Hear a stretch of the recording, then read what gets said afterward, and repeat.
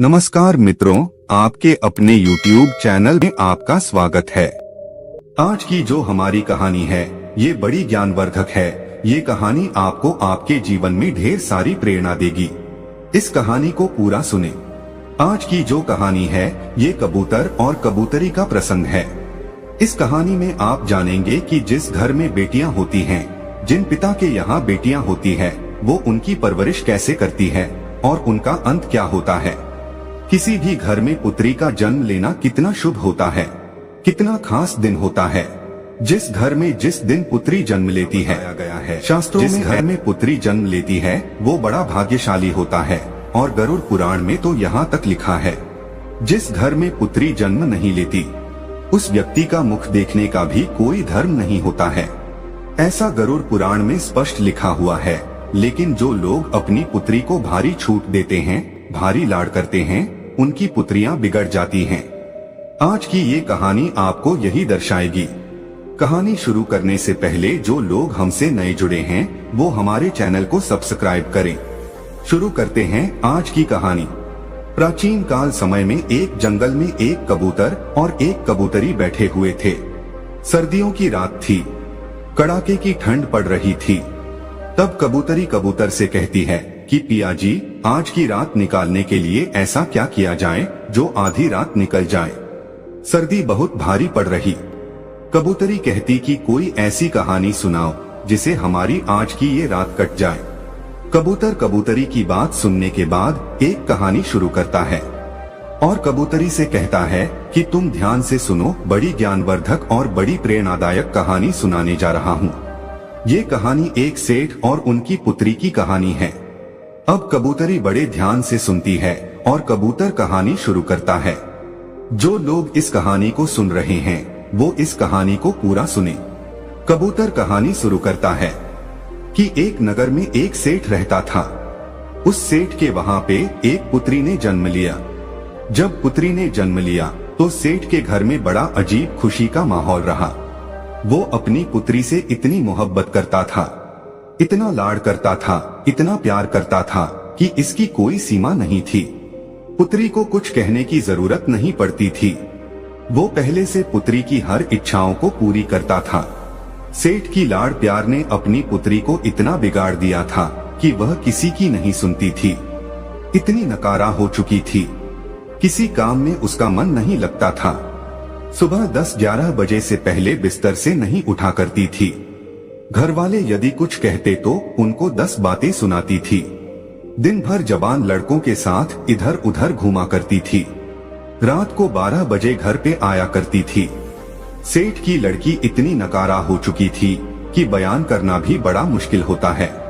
सेठ की घरवाली सेठ से कहती कि तुमने इस लड़की को बिगाड़ दिया है, लेकिन सेठ अपनी पत्नी को ये कहकर के चुप करवा देता कि बच्ची है, सुधर जाएगी। अपनी बच्चियों से मोहब्बत करनी चाहिए, प्यार करना चाहिए, लाड़ करना चाहिए, उनकी हर जरूरत का ख्याल भी रखना चाहिए। लेकिन इतना भी लाड़ प्यार ना करो कि उसका जीवन ही बर्बाद हो जाए। वो सेठ बिल्कुल ऐसा अंधा हो गया था अपनी पुत्री के प्यार में कि उसको कुछ दिखाई नहीं देता, सिर्फ अपनी पुत्री ही दिखाई देती थी। वह भूल गया था कि मेरी पुत्री को एक दिन दूसरे घर भी जाना है। बहन बेटी जो होती है वह किसी घर में नहीं समाती, उसको दूसरे घर जाना ही पड़ता है। सेठ इस बात को भूल गया। सेठ अपनी पुत्री से इतनी मोहब्बत करता था कि उसको कभी डांटता भी नहीं था। यदि कोई दूसरा भी, यदि उसकी माँ, उसके भाई वगैरह भी डांट दे तो उनसे भी सेठ लड़ता था, मना करता था। वो यही कहता कि अभी बच्ची है, सुधर जाएगी। अपनी पुत्री को हमेशा अच्छे संस्कार देना चाहिए। हर माता पिता को अच्छी तरह से मालूम होता है कि उनकी पुत्री को एक दिन जवान होने के बाद दूसरे घर में जाना पड़ता है। पुत्री की हर गलती को माता पिता सहन कर सकते हैं, लेकिन ससुराल वाले कभी भी बर्दाश्त नहीं करते हैं। इसलिए पुत्री को अच्छे संस्कार दो। कबूतर कबूतरी से इस बात को कह रहा है और कबूतरी ध्यान से सुन रही है। कबूतर आगे कहता है कि अब सेठ की बच्ची जवान हो चुकी थी। अब सेठ को एक चिंता सताने लगी थी कि कोई अच्छा सा वर, अच्छा सा रिश्ता ढूंढ के और मेरी पुत्री की मैं शादी करूं। यह सपना हर माता पिता का होता है। जिस घर में लड़कियां जन्म लेती हैं, हर माता पिता का ये सपना होता है कि वो अपनी पुत्री की अच्छे घर में शादी करे और उसका अच्छा घर बस जाए। अब सेठ भी इसी चिंता को लेकर बड़ा दुखी रहने लगा। सेठ अपनी पुत्री के लिए अच्छे अच्छे रिश्ते ढूंढता, अच्छे रिश्तों की तलाश करता। अंततः उसको एक अच्छा रिश्ता मिल जाता है और सेठ अपनी पुत्री की शादी बड़ी धूमधाम से कर देता है। अच्छा सारा धन दे करके अपनी पुत्री को विदा करता है। जब उसकी पुत्री ससुराल में जाती है तो 10 दिन बाद ही अपने पिता को फोन कर देती है और पिता से कहती है कि पिताजी, इसी वक्त आप मुझे लेने के लिए आ जाइए। आपने मुझे कैसे नरक में डाल दिया है, मैं इस नरक में 1 मिनट भी नहीं रहना चाहती हूँ। सेठ अपनी पुत्री की बात सुनने के बाद बड़ा चिंतित होता है, बड़ा दुखी होता। सेठ सोचने लगता है कि रिश्ता तो मैंने बिल्कुल सही ढूंढा था, बिल्कुल काबिल लोग थे, लेकिन पुत्री कह रही है कि बिल्कुल नरक में डाल दिया है।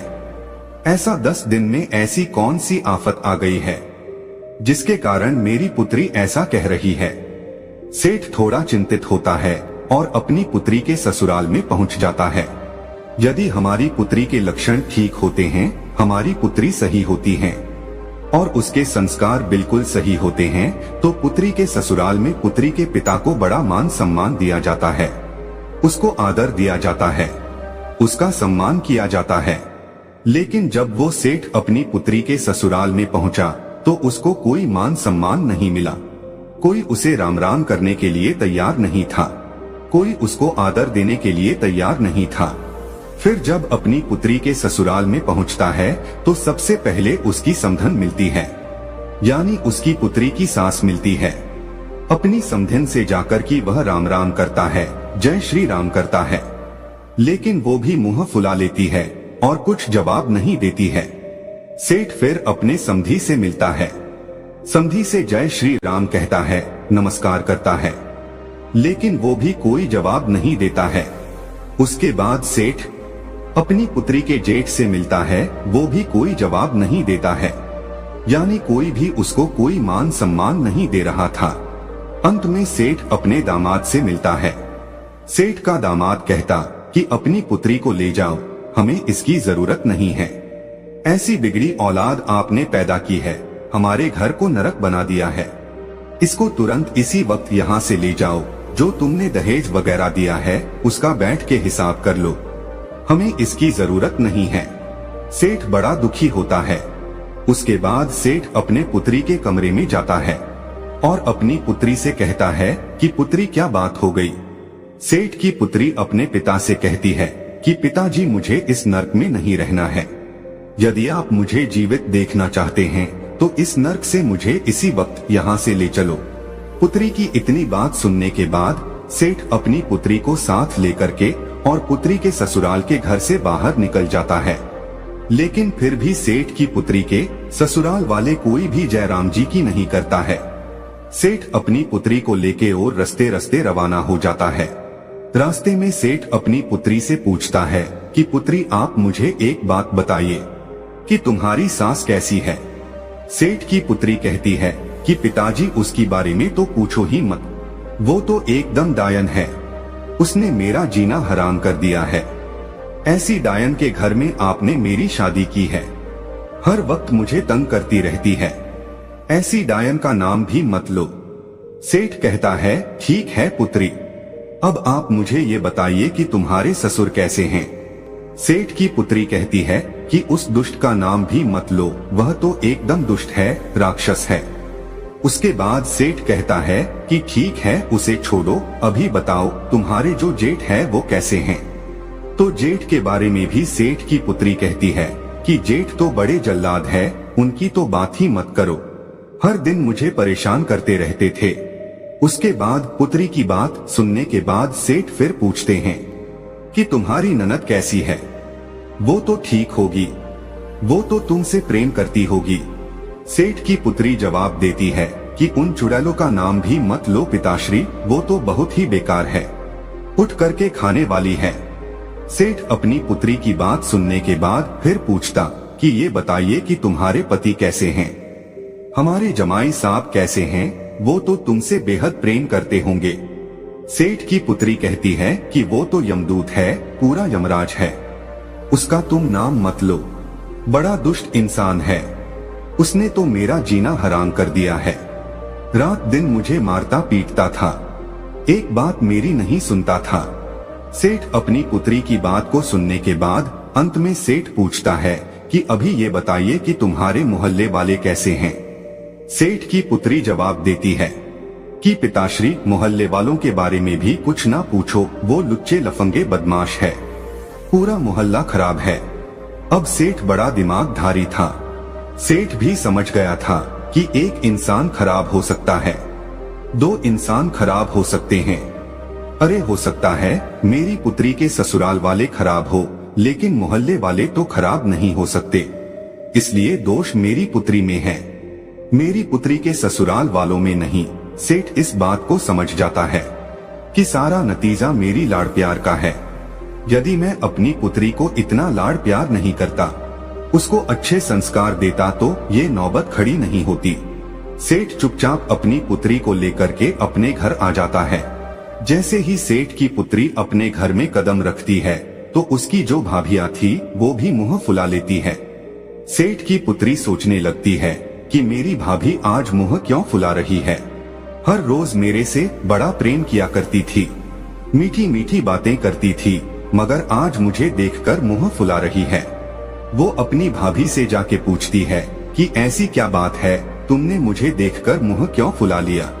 तो वह कहती है कि मुंह नहीं फुलाओ तो क्या करूं, तुम्हारी शादी कर दी, तुम्हें ससुराल भेजा था, लेकिन तू फिर से मेरी छाती पर मूंग दलने के लिए आ गई हो, इसलिए आज के बाद तुम मेरे से बात मत करना। उसकी भाभी उसको फटकार देती है। अब इतनी बात सुनने के बाद उससे उस घर में कोई बात नहीं करता, सिर्फ उसके पिता के सिवा सिर्फ उसका पिता ही उससे बात करता।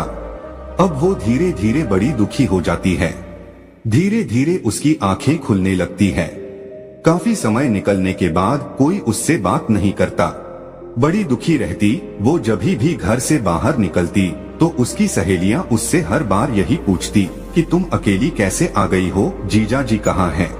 कोई पड़ोसी मिलता तो वह भी इसी बात को पूछता कि तुम अकेली कैसे आ गई हो, तुम्हारे जमाई कहाँ हैं? ऐसे ताने सुन सुनकर वो बड़ी दुखी रहने लगी। मंदिर में जाती तो मंदिर में भी लोग इसी बात को पूछते।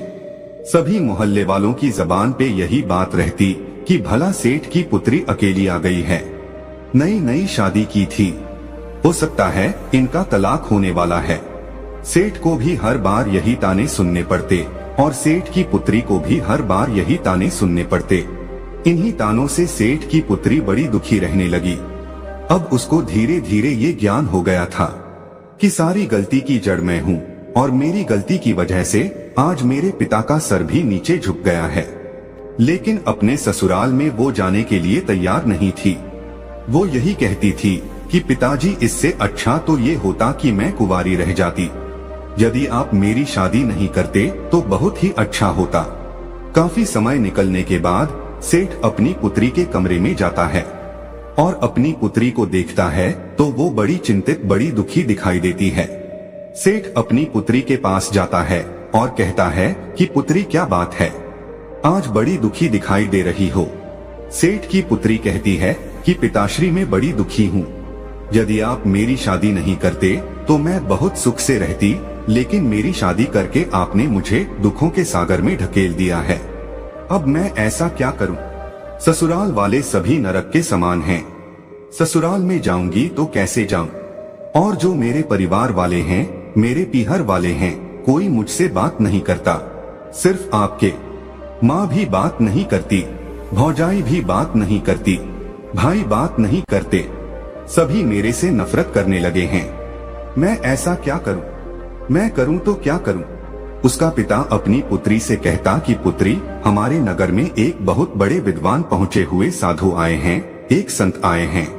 तुम्हारी समस्या को लेकर मैं उनके पास गया था तो उन्होंने मुझे एक उपाय बताया है। यदि तुम इस उपाय को करती हो तो 6 महीने के अंदर तुम्हारे सभी ससुराल वाले तुम्हारी मुट्ठी में होंगे और तुम्हारे इशारे पर नाचेंगे। इतनी बात पिता की सुनकर वो लड़की बड़ी खुश होती है। कहती है, पिताश्री 6 महीने में मेरी मुट्ठी में आ जाएंगे। बोले हाँ 6 महीने में तुम्हारी मुट्ठी में आ जाएंगे। तो कहती हैं कि पिताश्री वो उपाय मुझे जल्दी से बताइए, मैं उपाय को जरूर करूंगी। उस लड़की का पिता अपनी पुत्री को उपाय बताता है और कहता है कि 6 महीने तक एक मंत्र का जाप करना है और साधना करनी है। यदि तुम इस कार्य को करती हो तो मात्र 6 महीने में तुम्हारे सभी ससुराल वाले, तुम्हारे पति, तुम्हारे जेठ, तुम्हारे ससुर, तुम्हारी सास, सभी तुम्हारी मुट्ठी में होंगे और तुम्हारे इशारे पर नाचेंगे। जैसा तुम कहोगी वैसा ही होगा। तुम उस घर की रानी बन जाओगी, तुम उस घर की मालकिन बन जाओगी। पुत्री बड़ी खुश होती है, लेकिन कहती कि पिताजी ये तंत्र मंत्र वाला काम मेरे से नहीं होता है, कोई सादा सुगम रास्ता मेरे को बताइए। सेठ फिर कहता कि ठीक है पुत्री, यदि तुम मंत्र का जाप नहीं कर सकती तो मंत्र का जाप मैं करूंगा, तुम सिर्फ साधना कर लेना। पुत्री कहती कि साधना कैसे की जाती है। सेठ बताता है कि साधना आपको इस तरीके से करनी है, तुम्हें 6 महीने तक बिल्कुल मौन रहना है, तुमसे कोई भी कुछ कहे बिल्कुल जवाब नहीं देना है, हर इंसान की बात को सुननी है, हर इंसान के पैर को छूना है, यही साधना होती है।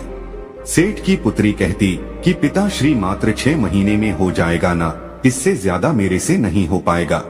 लेकिन सेठ कहता है कि हाँ बिल्कुल 6 महीने में हो जाएगा। सेठ की पुत्री तैयार हो जाती है। सेठ अपनी पुत्री को लेके फिर से पुत्री के ससुराल में जाता है। जैसे सेठ पुत्री के ससुराल में जाता है तो सामने उसे अपनी पुत्री की सास नजर आती है। वो उसे बुरी तरह फटकारती है, कहती है कि तुम पहले आए थे तभी मना कर दिया था कि तुम्हारी पुत्री की हमें जरूरत नहीं है, इसे वापस ले जाओ। ऐसी बिगड़ी हुई औलाद आपने पैदा की है, इसकी हमें जरूरत नहीं है। उसको बुरी तरह फटकारती है। कोई रामा श्यामा नहीं, कोई आदर भाव नहीं, कोई मान सम्मान नहीं। अपनी सास की ऐसी हरकतों को देखकर उस सेठ की लड़की भारी गुस्सा करती है। लेकिन सेठ अपनी पुत्री से इशारों में कहता है कि पुत्री तुम्हें साधना करनी है, साधना का ध्यान रखो, 6 महीने तुम्हें मौन रहना है, जो भी कुछ कहे सबकी आज्ञा का पालन करना है। लेकिन फिर भी कहते हैं ना कि पुत्री का पिता हमेशा सिर झुका के रहना पड़ता है, इसलिए वह सर झुका के सारी बात को सुनता है और अपनी समधिन से कहता कि बहन जी गलती हर इंसान से होती है, इससे भी गलती हुई, इसको एक मौका जरूर दिया जाए। अब ये सुधर गई है, अब ये ऐसा कुछ नहीं करेगी। काफी विनती करने के बाद उस लड़की की सास मानती है और राजी होती है कि ठीक है, यदि सुधर गई है तो मात्र 6 महीने तक इसके आदर भाव देखूंगी, उसके बाद इसको वापस भेज दूंगी और जिंदगी में दोबारा कभी नहीं अपनाऊंगी। लेकिन सेठ सह स्वीकार करता कि ठीक है, आप 6 महीने तक इसको अपने घर में रखिए, ये बिल्कुल शांत स्वभाव की हो गई है, बिल्कुल सुधर गई है। सेठ अपनी पुत्री को उसके ससुराल में छोड़ करके आ जाता है। सेठ की पुत्री अपने ससुराल में रहने लग जाती है। जा करके अपनी सास के पाँव छूती है। सास बड़ी आश्चर्यचकित होती है कि कुछ दिनों पहले तो ये बहुत भड़क रही थी, किसी की एक नहीं सुनती थी, हम पे हुकुम चलाती थी, बैठे बैठे खाती थी, लेकिन आज ये मेरे पाँव कैसे पढ़ रही है। वो बड़ी आश्चर्यचकित होती है।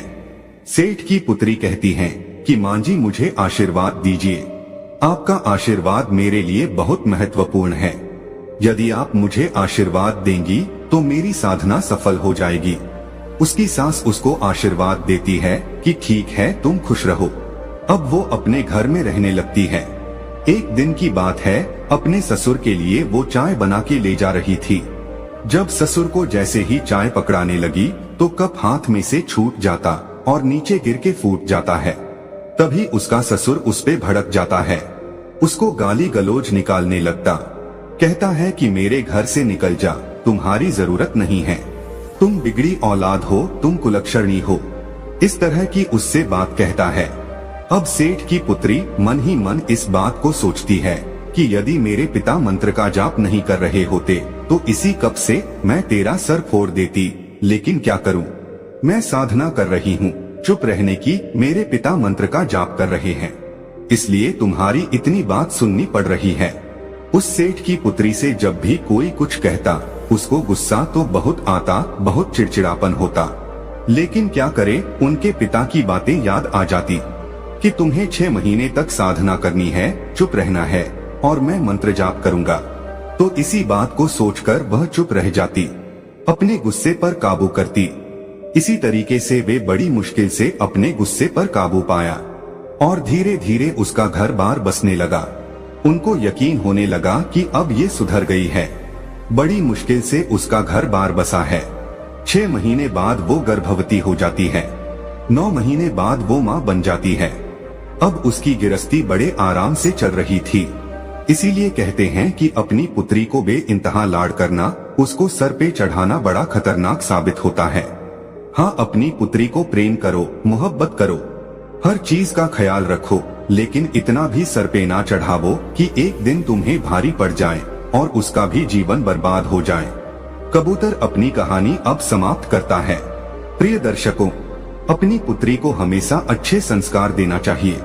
हर माता पिता को ये अच्छी तरह मालूम होता है कि उनकी पुत्री को एक दिन जवान होने के बाद दूसरे घर में जाना पड़ता है। पुत्री की हर गलती को माता पिता सहन कर सकते हैं, लेकिन ससुराल वाले कभी भी बर्दाश्त नहीं करते हैं। इसलिए पुत्री को अच्छे संस्कार दो। हम उम्मीद करते हैं कि इस कहानी से आप ढेर सारी प्रेरणा लेंगे। तो दोस्तों, यह कहानी आपको कैसी लगी हमें कमेंट सेक्शन में जरूर बताना, और अच्छी लगी हो